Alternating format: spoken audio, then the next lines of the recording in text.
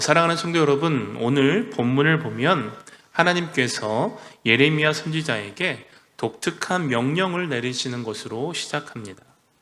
오늘 본문 1절부터 7절까지의 내용을 바탕으로 하나님께서 예레미야에게 내린 명령을 정리해 보면 다음과 같습니다. 첫째, 배띠를 사서 허리에 띠고 물에 적시지 말라라는 것입니다.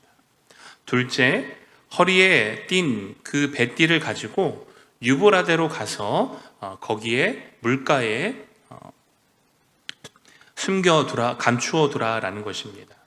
그리고 세 번째는 여러 날이 지난 후에 다시 그 배띠를 감춘 곳으로 가서 그 띠를 취하여서 오라라는 것입니다. 예레미야는 이러한 하나님의 명령에 어떠한 질문이나 이의제기 없이 그대로 순종하였습니다. 여기서 먼저 예레미야의 이러한 행동을 통해 우리가 깨달아야 할 신앙의 자세가 무엇인가에 대해서 먼저 좀 살펴보기를 원합니다. 여러분, 만약에 하나님께서 여러분에게 이러한 명령을 내리셨다면 여러분은 어떻게 반응하시겠습니까? 저는 겉보기와 달리 굉장히 이성적이고 현실적인 사람입니다. 그래서 저는 어떠한 일을 할 때에 그 일에 대해서 어느 정도 제 스스로가 이해하고 어떠한 개념이 정리가 돼야만 그 일을 조금 더 수월하게 진행할 수 있습니다. 만약 어떠한 일을 하는데 그 일에 대하여 좀 이해가 되지 않거나 스스로 이 개념 정리가 잘 되지 않으면 이 일은 하지만 그 일을 하는 내내 굉장한 그 불편함을 겪습니다. 그래서 어떠한 일을 항상 시작할 때 좀 그 일에 대해서 좀 자세히 파악을 하고 그 다음에 일을 진행하는 편입니다. 여러분, 오늘 예레미야를 보면 굉장히 이해되지 않는 하나님의 명령이 예레미야에게 주어집니다. 그런데 예레미야는 그 어떠한 질문이나 이해 없이 그 하나님의 명령에 대하여 철저하게 순종합니다. 여러분, 단순히 배띠를 사서 허리에 두르고 있다가 그것을 유브라데에 가서 그 물가에 감추고 오라 라는 그러한 명령이 뭐가 그리 이해를 하고 어려울 것이 있겠느냐 생각하실 수도 있겠지만 이 예루살렘에서 이 유브라데까지의 거리가 대략 1000km가 넘습니다. 제가 이 설교를 준비하면서 서울역에서 부산역까지 경부고속도로를 기준으로 재보니까 411km가 나오더라고요. 여러분, 그러면 1000km가 넘는 거리면 서울과 부산을 왕복하고도 거의 한 200km가 더 있는 거리죠. 여러분, 지금처럼 자동차나 기차가 있는 것도 아니고 비행기가 있는 상황이 아닌 그러한 상황 가운데 1000km가 넘는 거리를 가서 겨우 띠 하나를 감추고 오라라는 이 명령을 이해하기에는 쉽지 않다라는 것입니다. 더군다나 몇 번 갔다 와야 되죠? 2번 갔다 와야 됩니다. 숨기러 갈 때 1번 갔다 왔다가 또 다시 찾으러 갈 때 1번. 여러분, 예레미야는 이처럼 이해되지 않는 하나님의 명령에 대하여 아무런 질문 없이 아무런 이해 없이 순종하였습니다. 이러한 예레미야의 순종을 통해 우리가 하나님 앞에서 취하여야 할 신앙의 자세가 무엇인가를 깨닫게 되는데요. 그것은 자기의 주장하는 자세를 포기해야 한다라는 것입니다. 이따가도 말씀을 나누어 볼 텐데 이러한 예레미야의 신앙의 자세는 이스라엘과 굉장히 대조적인 모습을 보이고 있습니다. 예레미야는 하나님의 명령 앞에서 자기의 의지를 굴복시키고 하나님의 명령에 그대로 순종하였다라는 것입니다. 왜 자신이 허리에 배띠를 사서 띄어야 하는지, 그리고 굳이 그것을 왜 유브라데까지 가서 감추어야 하는지 충분히 의문을 제기하고 하나님께 물어볼 수 있지만 그 모든 것을 포기하고 온전히 하나님의 명령에 순종하였다라는 것입니다.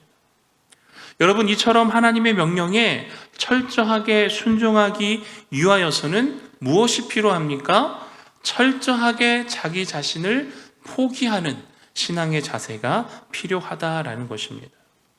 말씀 한 구절을 찾아 읽기 원하는데요. 사무엘상 15장 22절로 23절입니다. 제가 읽어드리겠습니다. 사무엘이 이르되 여호와께서 번제와 다른 제사를 그의 목소리를 천종하는 것을 좋아하신 같이 좋아하시겠나이까? 순종이 제사보다 낫고 듣는 것이 수량의 기름보다 나으니 이는 거역하는 것은 점치는 죄와 같고 완고한 것은 사신 우상에게 절하는 죄와 같음이라. 왕이 여호와의 말씀을 버렸으므로 여호와께서도 왕을 버려 왕이 되지 못하게 하셨나이다 하니. 아멘. 여러분, 방금 읽은 말씀은 사울이 아말렉과의 전쟁 가운데서 하나님께서 사울에게 아말렉의 모든 것을 다 진멸하라는 그 명령을 어긴 사건입니다. 하나님께서 사울에게 아말렉의 모든 것을 다 진멸하라 하셨습니다. 남녀노소, 젖먹는 아이와 우양, 낙타, 나귀까지 모든 것을 다 진멸하라 명령하셨습니다. 그러나 사울은 그러한 하나님의 명령에 순종하지 않았습니다. 사무엘상 19장 9절 말씀을 보면 사울과 백성이 아각과 그의 양과 소의 가장 좋은 것 또는 기름진 것과 어린 양과 모든 좋은 것을 남기고 진멸하기를 즐겨 아니하고 가치 없고 하찮은 것은 진멸하니라. 아멘. 하나님의 명령 가운데 자신의 의지가 들어간 것이죠. 하나님께서 다 진멸하라 명하셨지만 자신의 생각과 자신의 판단에 따라 기름진 것, 어린 양, 좋은 것은 남겨놓고 그렇지 않은 것만 진멸했습니다. 여러분, 이 일로 인하여서 사무엘이 사울을 꾸짖습니다. 그러자 사울이 어떻게 변명합니까? 그거 내가 가지려고 그런 게 아니라 마땅히 그 좋은 것을 하나님께 제사로 드리기 위해서 내가 남겨온 거야. 절대 내가 그걸 가지려고 한 게 아니야 라고 변명을 합니다. 여러분, 그때 하나님께서 사울에게 하시는 말씀이 무엇입니까? 하나님이 원하시는 것은 제사보다 순종을 원하신다라는 것입니다. 사울은 이 불순종으로 인하여서 하나님께 버림받은 바 되고 하나님은 사울을 왕으로 세운 것을 후회하신다 말씀하셨습니다. 사랑하는 성도 여러분, 저와 여러분의 신앙의 자세는 어떠합니까? 하나님의 명령에 하나님을 신뢰함으로 온전한 순종의 자세가 있으신가요? 오늘 저와 여러분의 신앙의 자세 가운데 하나님의 말씀에 철저히 순종하는 신앙의 자세가 있기를 주님의 이름으로 축원하여 드립니다.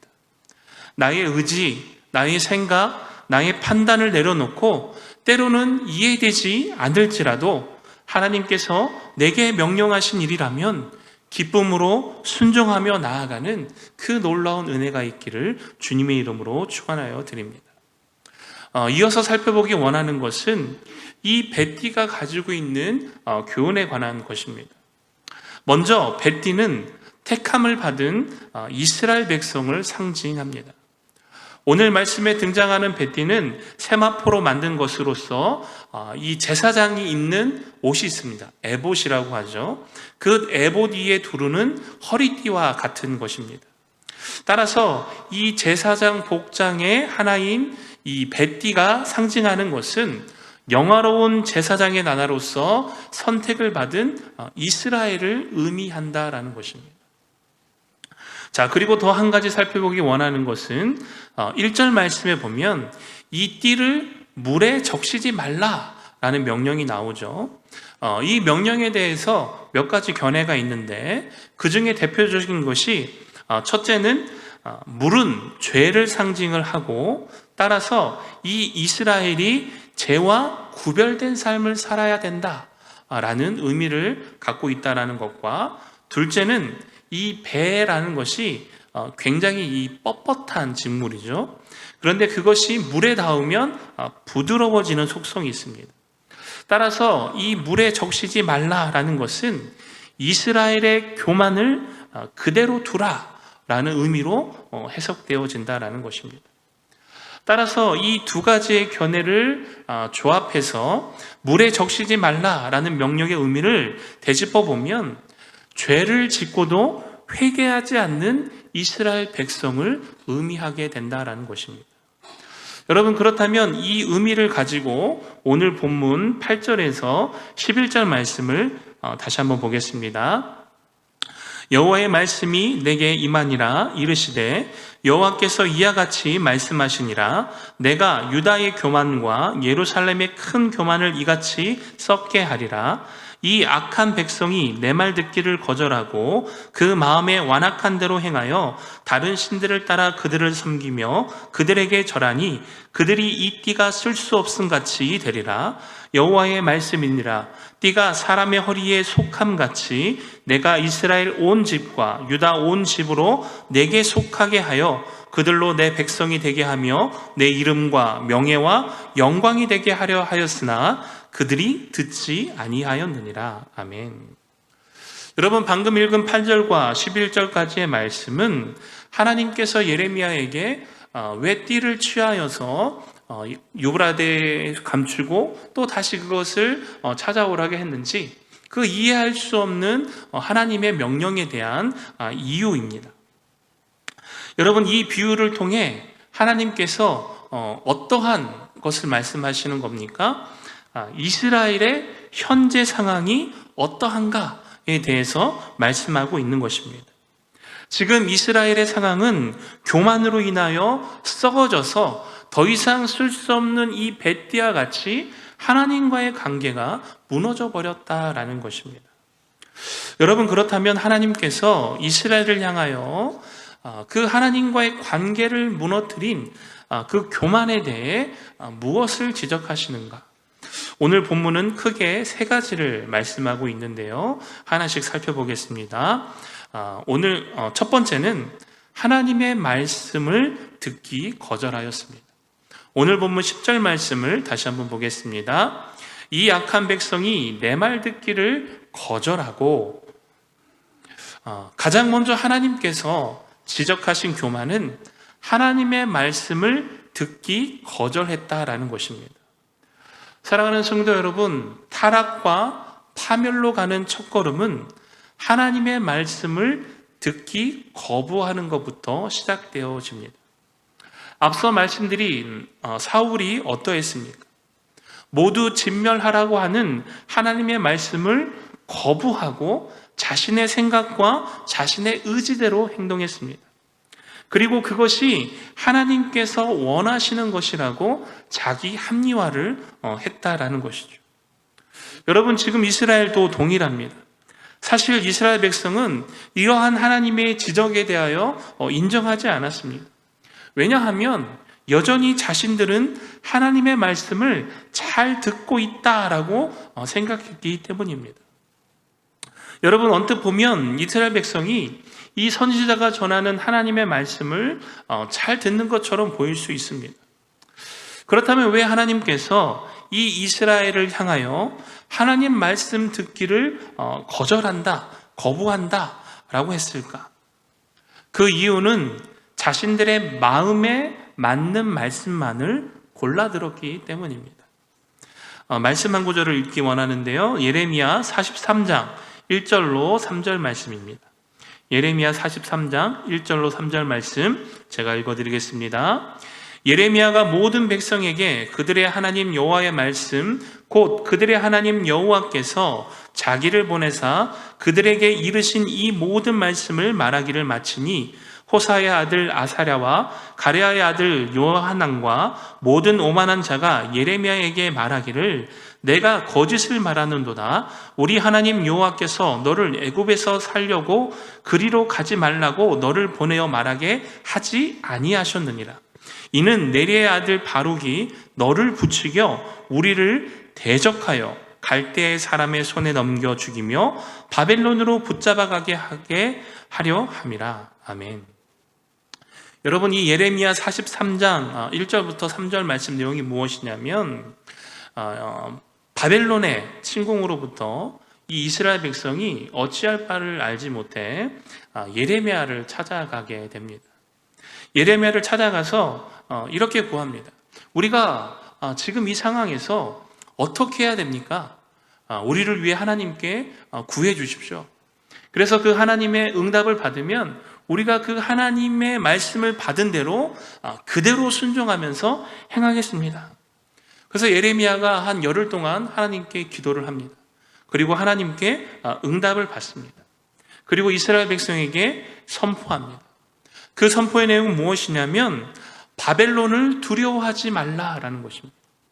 하나님이 함께 하시기 때문에 그 바벨론의 손으로부터 하나님께서 이스라엘을 구원해 내시겠다라고 말씀을 전합니다.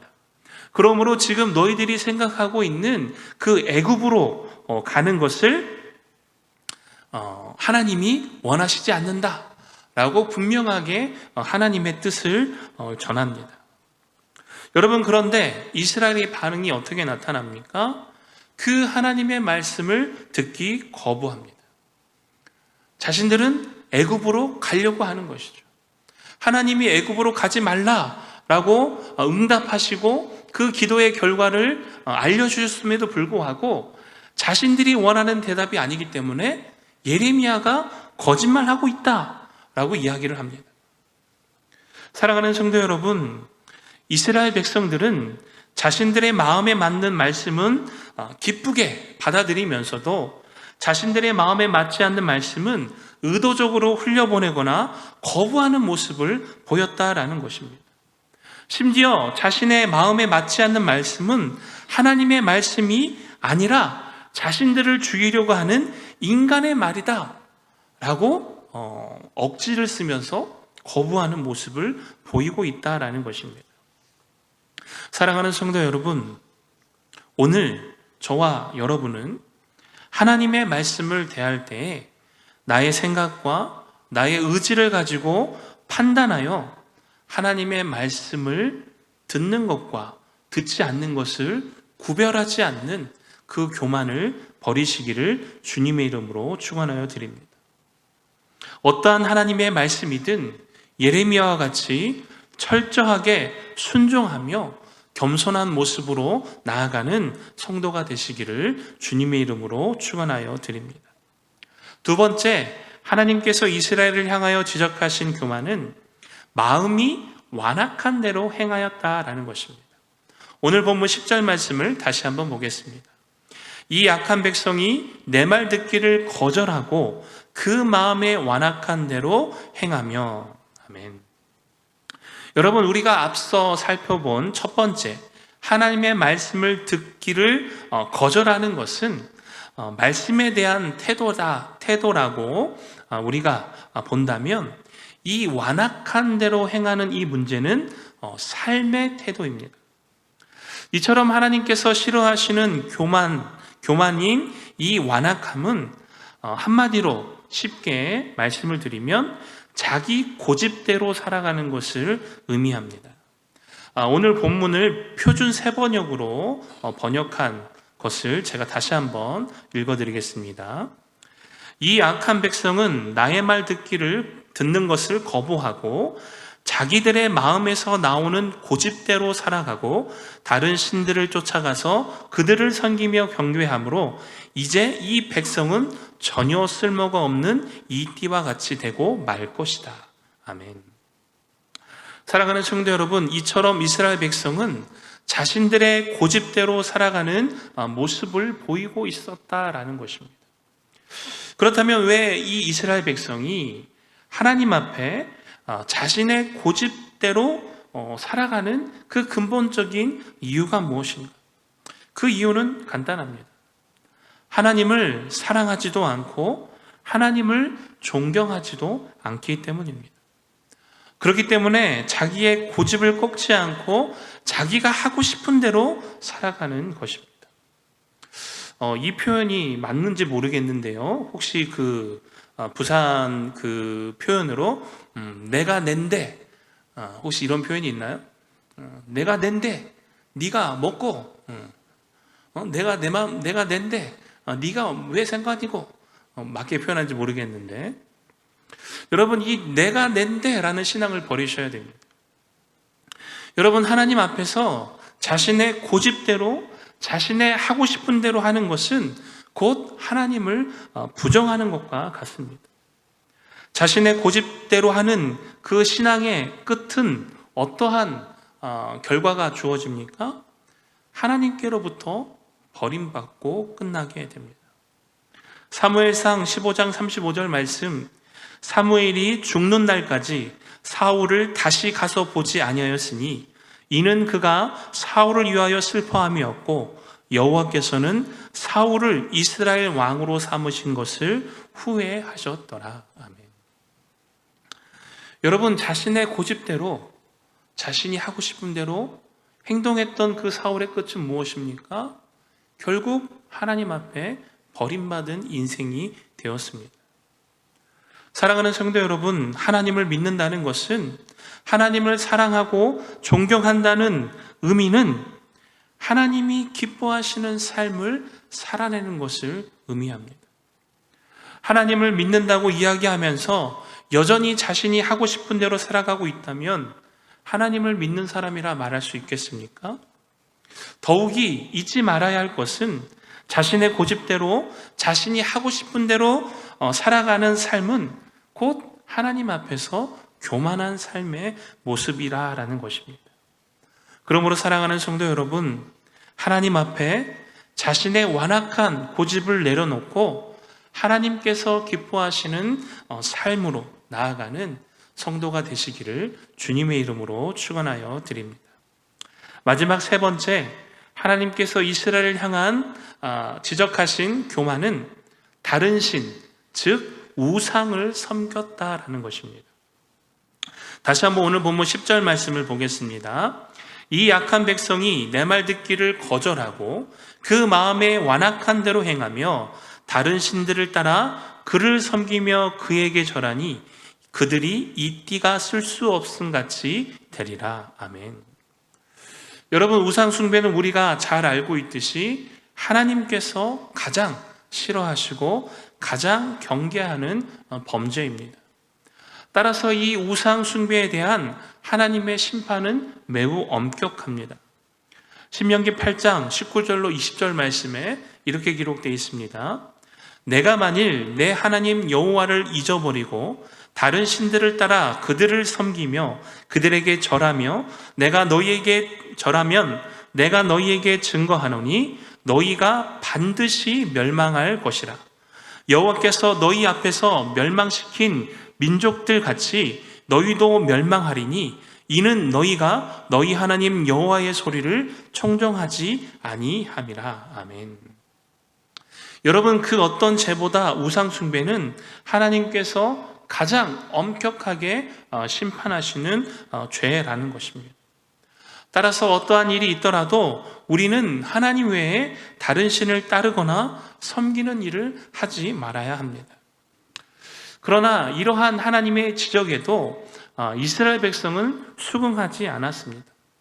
왜냐하면 자신들은 여전히 하나님을 잘 섬기고 있다라고 생각했기 때문이죠. 하지만 문제는 이스라엘 백성들이 하나님과 우상을 겸하여 섬기고 있다라는 것입니다. 이것이 문제입니다. 여러분, 일본에서 선교하시는 선교사님들이 이 일본에서 이 복음 전파, 특히 한 명의 성도로 이렇게 전도하는 것이 굉장히 힘든 이유가 무엇이냐면, 여러 가지 이유가 있지만 그 중에 하나가 무엇이냐면, 이 예수님을 일본에 있는 수많은 신과 같은 신으로 여긴다라는 것입니다. 여러분, 일본에 약 12만 개의 신사가 있고 그 신사를 통해서 섬기는 우상만 800만 가지가 넘습니다. 그리고 심지어 유명한 정치인을 신으로 모시는 사람도 있고 또 유명한 학자를 신으로 모시는 사람도 있습니다. 그러니까 내가 어떠한 대상을 가지고 그것을 신으로 섬기면 그것이 종교가 되어지는 것이죠. 여러분, 그렇게 하나님과 세상을 겸하여 섬기는 이유가 무엇입니까? 그 본질적인 이유는 한 가지입니다. 하나님만으로 만족하지 못하기 때문입니다. 여러분, 따라서 세상의 욕심을 채우기 위해 여러 가지 우상을 섬기고 따르는 것입니다. 우리가 잘 알고 있는 골로새서 3장 5절 말씀에 이렇게 기록되어 있습니다. 그러므로 땅에 있는 지체를 죽이라. 곧 음란과 부정과 사욕과 악한 정욕과 탐심이니 탐심은 우상 숭배니라. 아멘. 사랑하는 성도 여러분, 하나님 한 분만으로 만족하신 삶을 살아가고 계십니까? 오늘날 많은 성도들이 자신은 우상 숭배와 상관없다고 생각합니다. 왜냐하면 과거 이스라엘처럼 어떠한 바알이나 아세라 상을 놓고 그러한 우상을 섬기고 있지 않기 때문입니다. 그러나 우상의 본질은 하나님 한 분만으로 만족하지 못하는 세상적인 욕심, 탐심에 있다라는 것입니다.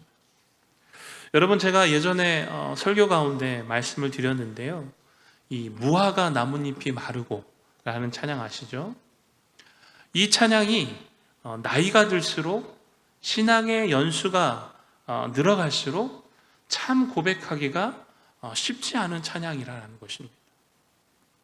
무화과 나뭇잎이 마르고 포도 열매가 없으며 감람나무 열매가 그치고 논밭에 식물이 없어도 우리의 양떼가 없으며 외양간 송아지 없어도 난 여호와로 즐거워하리. 난 여호와로 즐거워하리. 난 구원의 하나님을 인해 기뻐하리라. 아멘. 여러분, 정말 하나님 한 분만으로 만족하는 그러한 삶을 살아가고 계십니까? 정말 세상의 그 모든 것이 나에게 없을지라도 여호와 한 분만으로 즐거워하며 기뻐하는 삶을 살아나고 계신가요? 저 역시도 네, 그렇습니다 라고 당당하게 말씀드리기는 어렵습니다. 여러분, 그러나 분명한 것은 우리가 믿는 자로서 오직 하나님 한 분만으로 만족하는 삶의 모습과 그 삶의 태도를 회복해야 한다라는 것입니다.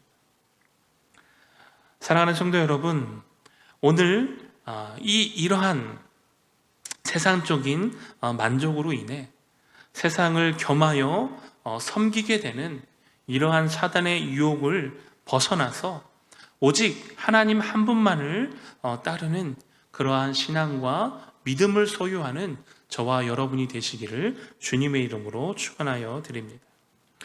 끝으로 말씀을 마치면서 오늘 본문 11절 말씀을 함께 읽겠습니다. 시작. 여호와의 말씀이니라. 띠가 사람의 허리에 속함 같이 내가 이스라엘 온 집과 유다 온 집으로 내게 속하게 하여 그들로 내 백성이 되게 하고 내 이름과 명예와 영광이 되게 하려 하였으나 그들이 듣지 아니하였느니라. 아멘. 말씀을 묵상하면서 저는 오늘 이 본문 11절 말씀이 뱃띠를 통해서 우리에게 전하고자 했던 하나님의 본심이 아니었을까 생각해 보았습니다. 여러분, 11절 말씀을 다시 한번 보시기 바랍니다. 띠가 사람의 허리에 속한 같이 내가 이스라엘 온 집과 유다 온 집으로 내게 속하게 하여 그들로 내 백성이 되게 하며 내 이름과 명예와 영광이 되게 하려 함이라. 아멘. 사랑하는 성도 여러분, 하나님께서 오늘 우리에게 요구하시는 것이 무엇입니까? 썩어져서 아무 쓸모없는 뱃띠와 같이 버려지는 것이 아닙니다. 그 띠가 사람의 허리에 속한 것 같이 우리가 오늘 하나님의 은혜 가운데 속하며 그 믿음 가운데 속하며 날마다 그 하나님의 말씀 가운데 속함으로 말미암아 하나님의 이름으로 그 명예와 영광을 함께 받아 누리기를 원하시는 것이 오늘 하나님께서 우리에게 향한 하나님의 본심인 줄 믿습니다. 그러므로 사랑하는 성도 여러분, 우리 안에 있는 교만을 버리시기를 주님의 이름으로 축원하여 드립니다. 하나님의 말씀을 듣기 거부하고 내 고집대로 행하며 다른 신을 섬기는 우상을 버리고 오늘 예레미야와 같이 자기 주장을 내려놓고 온전히 하나님의 말씀에 순종함으로 말미암아 하나님께 속한 자, 하나님의 백성이 되어 하나님께서 약속하신 그 놀라운 은혜 안에서 기뻐 뛰며 신앙생활하는 저와 여러분이 되시기를 주님의 이름으로 축원하여 드립니다.